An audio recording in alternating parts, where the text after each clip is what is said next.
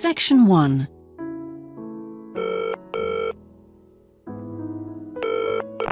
Hello? Motor Insurance Department? Oh, hello.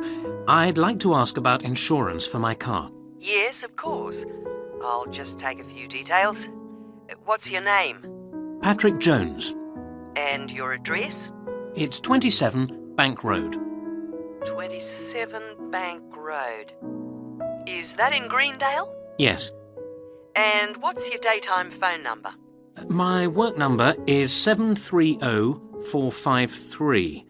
And could I ask what your occupation is? Dentist. Okay. Now, a few details about your car. What size is the engine? It's 1200 cc's. Thank you. And the make and model? It's a Houghton Sable. Could you spell the model name, please? Yes. Sable. Oh, yes. Thanks. And when was it made? 1997. Lovely. Right. I presume you've had a previous insurer? Yes. Right. We need to know the name of the company. Yes. It was Northern Star. Thank you. And have you made any insurance claims in the last 5 years? Yes. One in 1999. And what was the problem? It was stolen. But That's fine, Mr. Jones. That's all we need to know at the moment. And will there be any other named drivers? just the one. And his name? Simon Painter. Could you spell the surname, please? Paynter. Okay, thank you. And what relationship is he to you? He's my brother-in-law. And what will you or Mr. Painter be using the car for? Well, mainly for social use. Social use. Will you be using it to travel to work? Yes, sometimes. Travel to work. Anything else? No, that's it. And finally, when would you like to start the insurance? I'll need it from the 31st of January. Right. Mr. Jones, I'm getting a couple of quotes coming up on the computer now, and the best bet looks like being with a company called Red Flag. Yeah? And that comes out at $450 per year. Oh, well, that seems okay. It's quite a bit lower than I've been paying up to now. Great. So, would you like me to go ahead with that?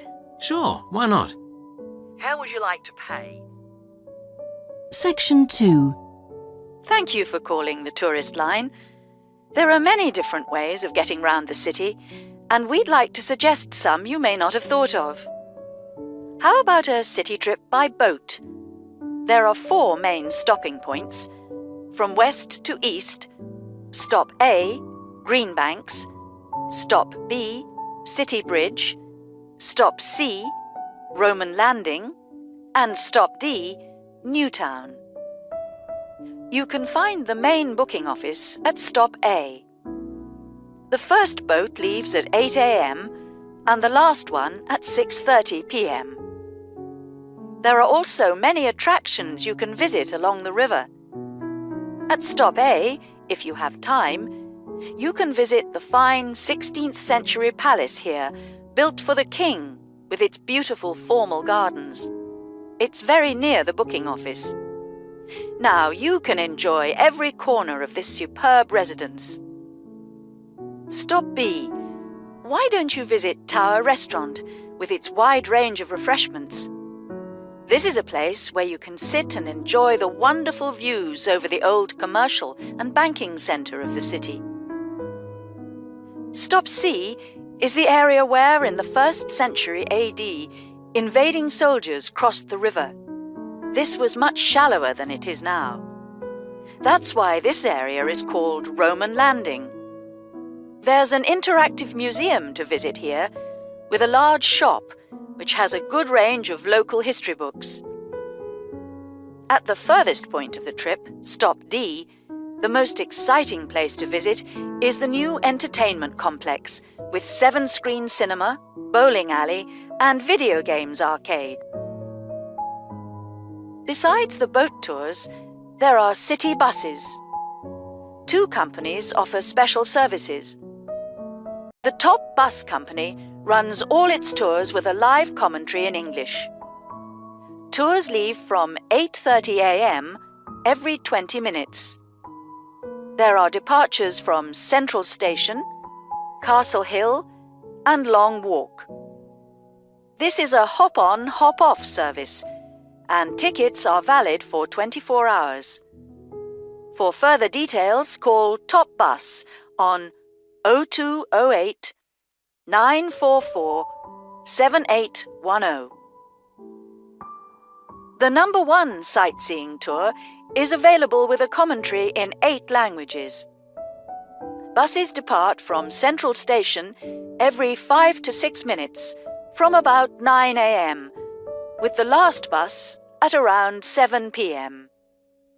There are also No.1 services with an English-speaking guide. Section 3. We're pleased to welcome Dr. Martin Merriweather of the Antarctic Centre in Christchurch, New Zealand, who has come along to talk to us today about the role of the centre and the Antarctic Treaty. Now, my first question is about the choice of location for the centre. Why Christchurch? Was it because of the climate? Well, actually, New Zealand is the second closest country to Antarctica, and Christchurch is often used on Antarctic expeditions. Right, so it's because of where we are, coupled with our historical role. So tell us, what is the main purpose of the centre? Oh, well, we have 2 complementary roles. One is as a scientific base for expeditions and research, and the other is as an information centre. Tell us something about the role as a scientific base. Well, we're able to provide information about what scientists should take with them to the South Pole. For example, the centre contains a clothing warehouse where expeditions are supplied with suitable clothing for the extreme conditions. I suppose you need a bit more than your normal winter coat. Yes, exactly. And then there's also the specialist library and mapping services. Right. And which countries are actually located at the centre? Well, the centre houses research programs for New Zealand, for the United States, as well as for Italy. There's even a US post office at the American Air Force Base here. Really? And what does the visitor centre offer? Well, since very few people will ever experience the Antarctic firsthand, the Visitors Centre aims to recreate the atmosphere of Antarctica. There's a mock campsite where you can see inside an Antarctic tent and imagine yourself sleeping there. And the centre also acts as a showcase for the unique international cooperation which exists in Antarctica today. What is it actually like at the South Pole? I know you've been there on a number of occasions. Yes, I have, and each time I'm struck by the awesome beauty of the place. It's magnificent, but you can really only visit it in the summer months. October to March. Yes, because it's completely dark for 4 months of the year. And, in addition, it has to be the coldest place on Earth. Colder than the North Pole? Why is that? Well, unlike the North Pole, which is actually a frozen sea, Antarctica is a landmass shaped like a dome, with the result that the winds blow down the slopes at speeds of up to 150 kilometres an hour. And that's what makes it so cold. Oh. And one other interesting thing is that Antarctica is the driest continent on Earth, surprisingly, and so you have to drink large amounts of water when you're there. How old is Antarctica? Oh, we're pretty sure it was part of a larger landmass, but it broke away from the rest of the continent 170 million years ago. How can you be certain of this? Because fossils and rocks have been discovered in Antarctica, which are the same as those found in places such as Africa and Australia. Amazing. To think that it was once attached to Africa. Now, let's just have a look at the Antarctic Treaty. How far back does the idea of an international treaty go? Well, as far back as the 19th century, when 11 nations organised an international event.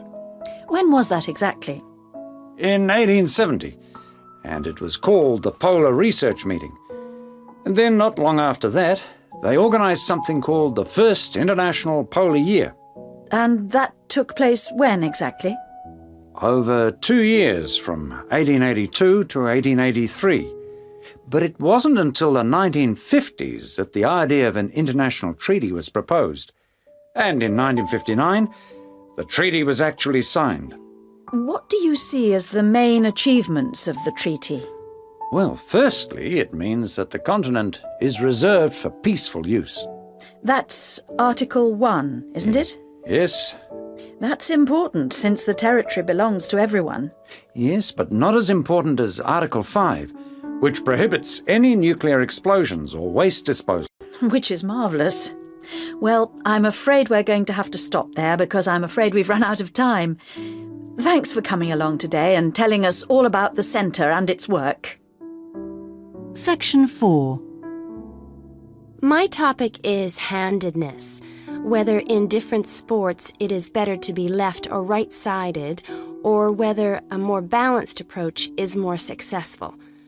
I'm left-handed myself, and I actually didn't see any relevance to my own life when I happened to start reading an article by a sports psychologist called Peter Matthews. He spent the first part of the article talking about handedness in music instead of sport, which I have to say almost put me off from reading further. But what I soon became struck by was the sheer volume of both observation and investigation he had done in many different sports, and I felt persuaded that what he had to say would be of real interest. I think Matthew's findings will be beneficial, not so much in helping sports people to work on their weaker side, but more that they can help them identify the most suitable strategies to use in a given game. Although most trainers know how important handedness is, at present they are rather reluctant to make use of the insights scientists like Matthews can give, which I think is rather short-sighted, because focusing on individual flexibility is only part of the story. Anyway, back to the article. Matthews found a German study which looked at what he called mixed-handedness, that is, the capacity to use both left and right hands equally. It looked at mixed-handedness in 40 musicians on a variety of instruments. Researchers examined a number of variables. For example, type of instrument played, regularity of practice undertaken, and length of time playing instrument, and found the following. Keyboard players had high levels of mixed-handedness, whereas string players like cellists and violinists strongly favored one hand. Also, those who started younger were more mixed-handed. Matthews also reports studies of handedness in apes. Apes get a large proportion of their food by fishing ants from anthills. The studies show that apes, like humans, show handedness, though for them right and left-handedness is about equal, whereas about 85% of humans are right-handed. Studies showed that apes consistently using the same hand fished out 30% more ants than those varying between the two. Matthews started researching several different sports and found different types of handedness in each.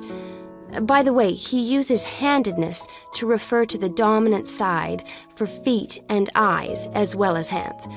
Anyway, his team measured the hand, feet, and eyes of 2,611 players and found that there were really three main types of laterality. Mixed, you work equally well on both sides, both hand and eye.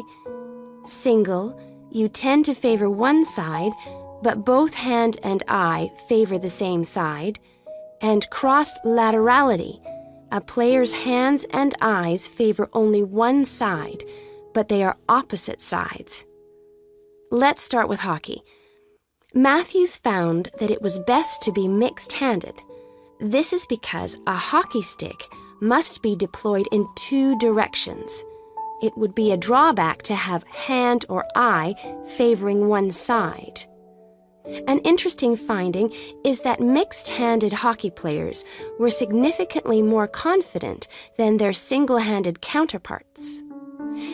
Things are slightly different in racket sports like tennis.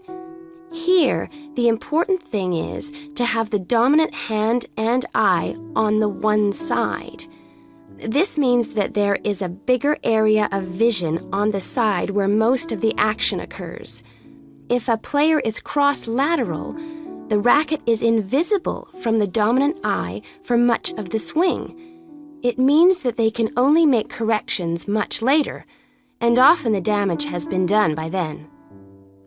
And moving to a rather different type of sport, which involves large but precise movements, gymnastics. It's been found that cross-hand-eye favoring is best. The predominant reason for this is because it aids balance, which is, of course, absolutely central to performance in this sport.